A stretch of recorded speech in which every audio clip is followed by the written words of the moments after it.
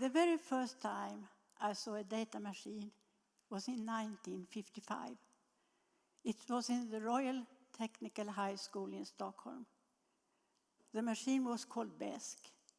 It was huge, and it could generate patterns, nothing else. I didn't think it very interesting. I didn't then know that I was to become a real nerd. I had my first computer in the late 90s, and a few years after, I bought a digital camera. And at that time, I also joined the SeniorNet Sweden. SeniorNet is a worldwide non-profit organization with the aim to teach old people to use computers. And the teachers are other old people. We do that very often.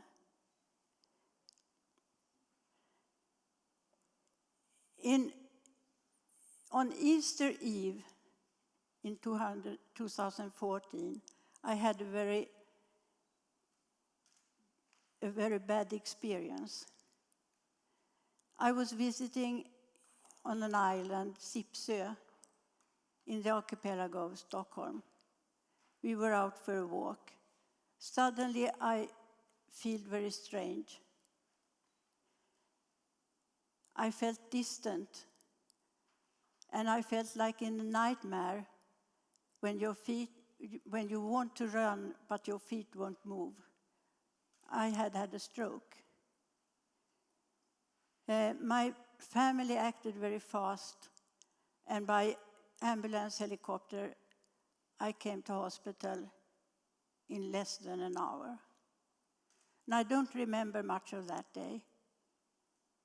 But in the evening, I found myself in a bed in intensive care.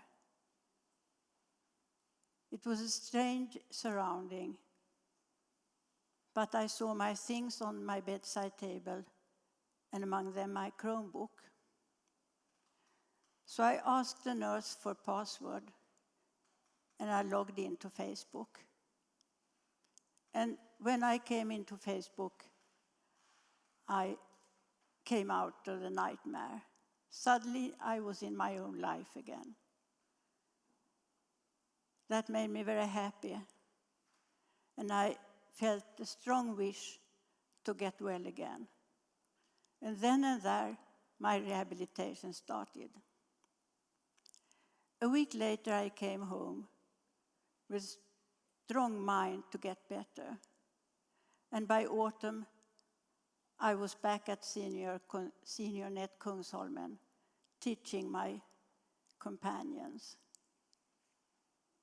But I was not quite well. I have some difficulties to speech, and you can hear that. And I have a kind of brain tiredness that most stroke victims have. But I manage all right. That autumn, we found out that senior homes in Stockholm lack internet, or lacked internet. I contacted politicians to try to make them change their minds. And it was a good help when I turned 80 that year. Friends made Fru Jonsson 80 trend at Twitter. And I grabbed the opportunity to lobby for internet for elder. And that lobby was lucky. Now there are 60% of the homes in Stockholm have internet, and the rest will be finished by 2019. But in the rest of Sweden, it's much worse. 52% of elderly homes lack internet. And when you ask why, you get frightening answers, I think. People in the homes are too ill. 20% of people in elderly homes die within 2 months of moving in. They cannot use a PC. They don't need it. And I think it's the other way around. When you are ill and when you are confined to a bed, and when you are going to die, you have the strongest need of contact with your family and friends in your whole life. And your family and friends have the same need to contact with you.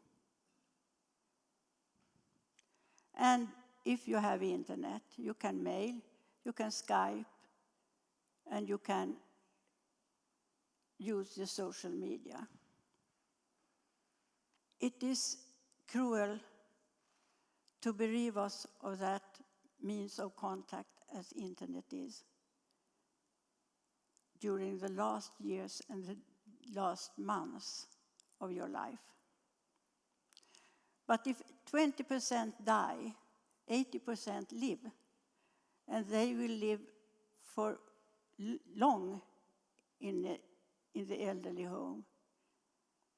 Some live several years. And what can they do with that time if they're not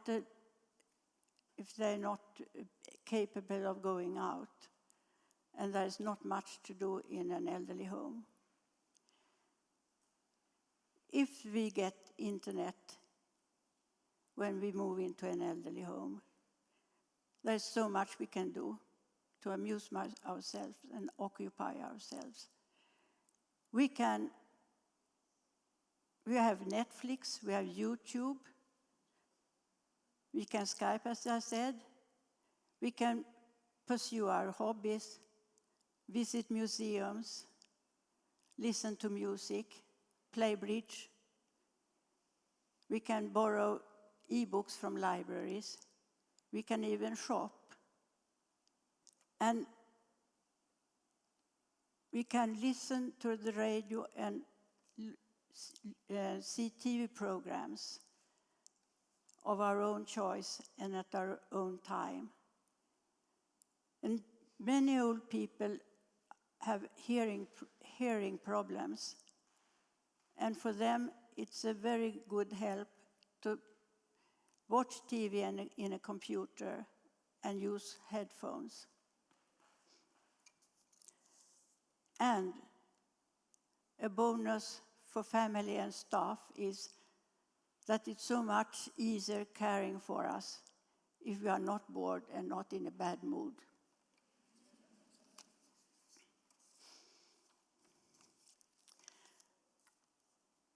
But if we live many years in a home, we need other things than amusement and occupation.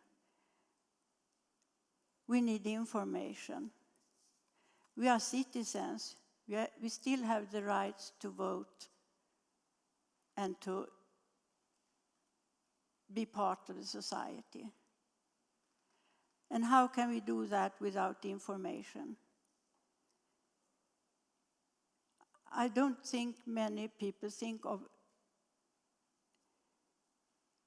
the need to be part of something and to have the possibility to follow what happens. We also have many physical problems, and it's very important for us to Google diseases and medicine and to We want to visit Vårdguiden. And we want to be able to contact our doctors directly, not through family or staff. That is an issue of integrity. We don't want to be made babies.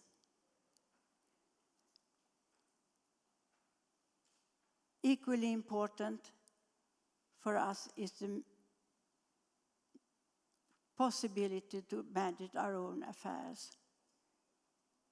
I've talked to many old people who have to leave this to a relative or even to a good man. We want to manage our own affairs. When I ask my co-seniors what internet means to them, they answer freedom or independence. That's because it's very important to us to have control and be masters of our own life. I will finish this with a piece of good news. This summer, the UN has declared access to internet a human right. I hope this will make it harder to our politicians to deny us internet in homes for elder people. Thank you.